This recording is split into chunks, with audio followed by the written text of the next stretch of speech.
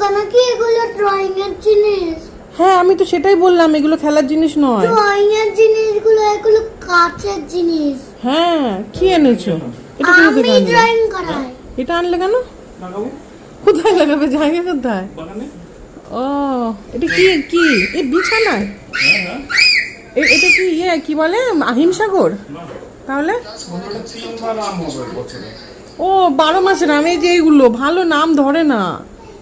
এই যে এখানে যেটা হিমসাগর আনতে পারতে। আরে বাগানে লাগিয়ে দেবো, একটা গাছ তো হবে। সেই হিসেবে ঠিক আছে, কিন্তু আম ধরে না। এই যে আমাদের এখানে আছে না, এটা দেখছো না আম ধরছেই না। কবে লাগানো সেই 12 মাসের আমগুলো ভালো না।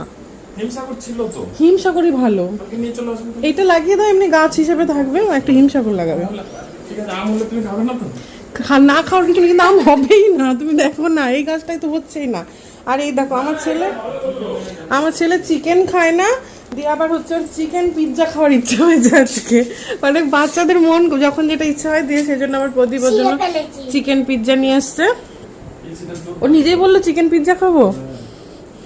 ঠিক আছে, অ্যাকচুয়ালি ও বলেছিল যে চিকেন পিৎজা খাবো। আমি বললাম যে কি কি পিৎজা খাবে, বললো চিকেন পিৎজা। ঠিক আছে খাও।